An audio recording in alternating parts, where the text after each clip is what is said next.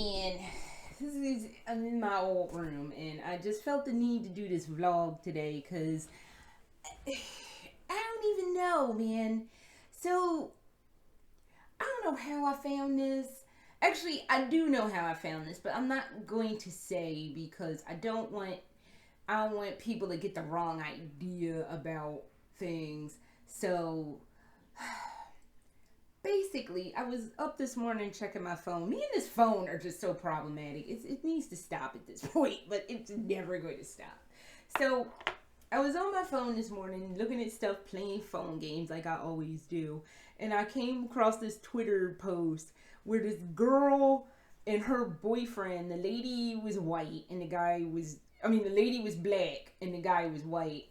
And they did this TikTok video where it's that meme where the lady's like, you don't have to do anything. I'm just going to leave, or whatever she be saying. And I've seen that go around a couple of times, but their little spin on this was, oh, that you don't have to worry about me. You don't have to worry about me. That meme. So I've seen that go around a couple of times. And the ones that I've seen were actually really cute. So they wanted to do one as an interracial couple. So since the lady was black and the dude was white, the lady takes off her wig. And her white boyfriend is like, you don't got to worry about me. No, you don't got to worry about me. Like, he was leaving. And I guess the implication was because she was wearing a wig that was too much for him, or what the fuck ever. And I mean, I guess that's comedy from somebody's point of view. I didn't see where it was funny. I just was like, this is not the greatest take on this particular meme or whatever. But I guess somebody somewhere thought that was funny. The comment section took it a little less like kind of thing. They were incensed. And a lot of them were very, very anti-interracial relationships. And okay, so again, I am one half of an interracial marriage. And no, right now I don't have my rings on, but what are you going to do? I am one half of an interracial marriage. And no, my husband is not here. He'll be here on Thursday or Wednesday. So,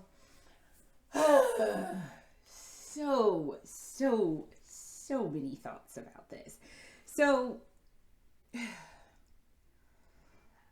on its face, of course, I'm going to be the first one to be like, I don't have a problem with interracial relationships. I don't have a problem with interracial relationships for anybody. For me, it's like you have to go to whoever it is that you feel comfortable with and who you are attracted to. One of the things I kind of try to pride myself on is I was never with someone for the sheer fact of being alone or lonely. I was always with somebody I either found physically attractive or their personality was attractive to me. So you might not be like the best looking, like hottest dude on earth, but you had something really interesting about your personality, or you made me laugh, or you were great to talk to. Those are the things that I find in people attractive. Like, you have a great personality, you're fun, you're funny, and even if you're not funny, you always get me to see something like a little bit differently. Like, I wouldn't have seen that point of view if you hadn't pointed it into my general direction. I like stuff like that. That's how you grow and learn as a person. That's how you get your worldview to change, and you're not just stuck in a bubble. So I think when it comes to being in a relationship, and it doesn't matter if it's a platonic friendship relationship, if it's a romantic relationship, whatever it is, you should genuinely want to be with that person, not because of their race, not because of their ethnicity, not because of their nationality. You should want to be with them because you're awesome and I'm awesome. And I think we can be super awesome if we're together. We police cops the trash. So let's just police cops it. So that's for openers. I've always, pretty much I have dated outside of my race since I graduated high school. High school was the last time I was in a solely, black relationship. And I make no qualms about it. It's like, if you don't like that, I don't know what the fuck to tell you. It's just the way it is. And after high school, I realized I was primarily attracted to white men. Does that make me a bad person? No. Does that make me less of a black person? Hell no. In fact, I'm going to go out on a limb and disclose when I have always been told that I was not black enough. I hate when people say that shit. It's so stupid.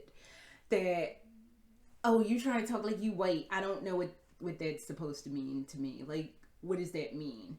That, and trust me, I don't speak like a white person because I don't exactly, I do curse like a sailor, so that, but maybe that was before all the F-bombs that I so very much love came into my mouth. But like, I don't understand what that means. I don't know what they're supposed to mean. I'm not gonna listen to you anyway. So is it because I listen to Mozart and I love Mozart? Because I don't give a damn about that and what the fuck ever. So it could be any myriad of things that people are like, you act like you white. Like, I don't understand what that means. And you're an idiot and I don't got time to be listening to your dumb shit. So how about this? How about I go over there where you are not, and you fuck off and eat shit and die. How about that? So but independent of that, like, I've always been told that I was not black enough. And I'm just like, at a certain point, and I figured this out real early in the game, that if I'm not black enough, I don't got to deal with your bullshit. That your opinions mean precious little, if anything, to me. So that's how I can handle that situation. So I guess people would think I was some kind of race traitor or some trash. I don't fucking know. But either way, I always dated who I found attractive in some form or fashion. You don't like it? You don't gotta date me? And much like that thing, you don't gotta worry about me. You literally do not have to worry about what I'm doing, because you ain't even in the running for a sugar plum. So you got that going for you. So, but because one of the comments that really got me angry was somebody was like, you know what, I blame all this on Virginia versus Loving. And I'm just like, are you that level of fucking stupid? I guess you are, since you literally wrote this. And I was just like, oh God. It's like, and then there's this weird ideology that, hang on, let me finish this one thought. The whole, you're mad because two people who loved each other decided to get married and wanted to fight for their marriage. You're mad about that? So, because in all fairness, the Loving case is what made it legal. I wouldn't have been able to marry my husband had I been living in Florida. I wouldn't have been able to marry him if miscegenation was still a thing. No fucking shot I would have been able to marry him, because we lived in Florida. We would have been arrested and probably beaten half to death. But my husband isn't exactly 100% white. He's half Cuban, so I don't know what that means. But if you saw him, he just looked like some white guy off the block. So, but like, I'm mad because of that Loving versus Virginia. Like, oh God. Okay, you're an idiot, so you got that going for you. That, I love that for you. But there was that. But also within the interracial thing, why people sometimes get a little like, especially when it comes to black women and white men, it's like black men can date whoever they want, and like they'll say stuff, but they won't really get on them. It's when black women decide that they want to date outside their race. And one of the things is like, if you're just catering to the race play group. Okay, so you're basing this on what precisely? So to try to not make this so graphic and horrific, there are some people who get off on the fetish of dating a person of color, be they a black woman. It usually primarily happens with black and Asian women, because Asian women are supposed to be so tiny. They're supposed to be tiny, let's just blanket statement, everywhere. and black women are supposed to be so sexual and like always gyrating and twerking. I tried to twerk several times and it just looked absolutely asinine. And I was like, okay, this is not for me. I'm not going to do that. So, but yeah, it's like the hypersexualization and fetishization of usually Asian and black women. So, and like the domination of those two women. And honestly, look, it ain't none of my business what the hell you do in your bedroom.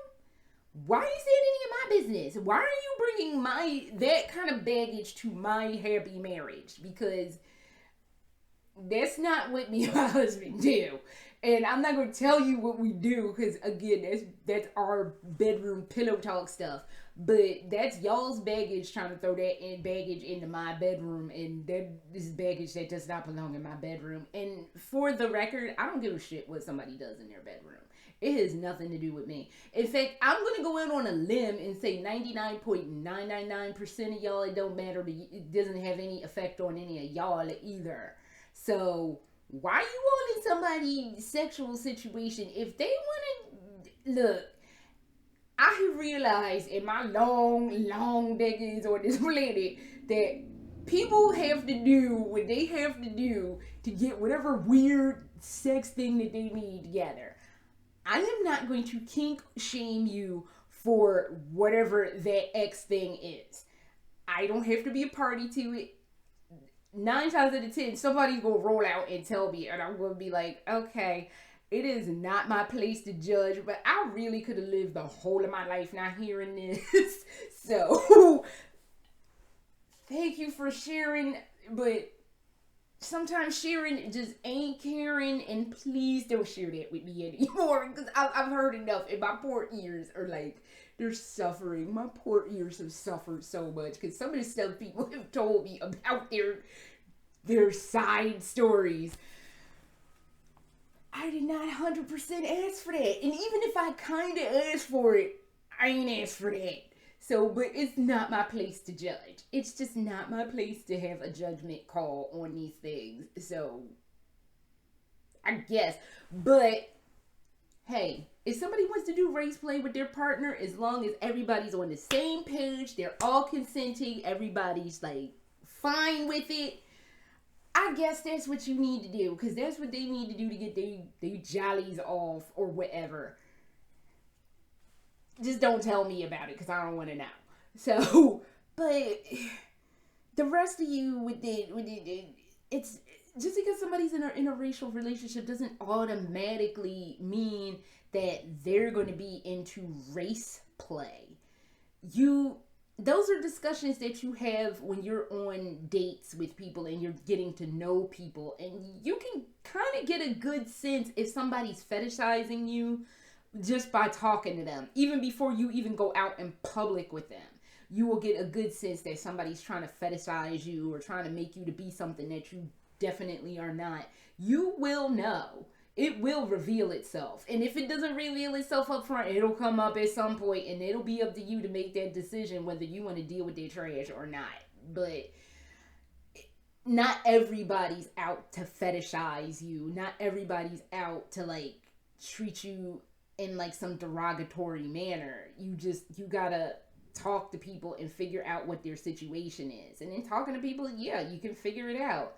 So, and that's not to say that, like, you know, you can't be in a healthy relationship, or an unhealthy relationship, I should say, no matter who you date, because sometimes you just don't know. But you can't just make the blanket statement that, oh, you're with a white guy, you're gonna be fetishized, and he just wants you for like some weird race play thing. I'm pretty certain I would probably have to explain to my husband what race play is. So, oh my God, I can't. And this brings me to another thing that I saw a while ago, which made me really, really want to do this today, even though it's all over the place. Some girl also on TikTok was like saying how interracial relationships aren't a catch-all to fix racism, because she is a biracial person, and her dad used to say the most fucked up, egregious shit to her. Like, would tell her, talk to her brother and say, you know what, I don't, my son is one thing I can't stand, a black man, or something like that. And it's just like,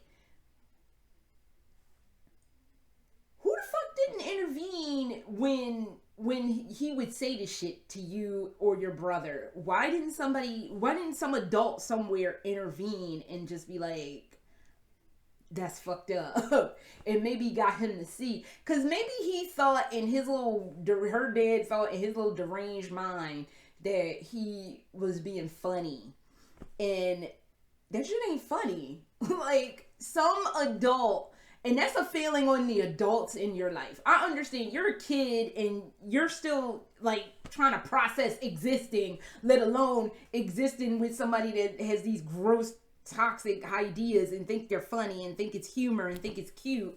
But no adult heard that in earshot and did not intercede on you or your brother's behalf and didn't say, that's fucked up, don't say that to these children, because that's not nice, that's not cool, that's bullshit, fuck you. Like, no one interceded on your behalf? That's a failing on the adults in your life. So that's not a failing on you or your brother. That's the fail. And granted, it's also a failing on your dad. Nobody should have to pull him to the side and be like, don't say stuff like that. He should know better. But sometimes, especially when you think you're being so damn witty and urbane, you just say the wrong thing and you think it's funny, and then you get carte blanche to continue with that kind of gross behavior because no one has called you out on it. So it was just a cataclysmic failure of multiple things.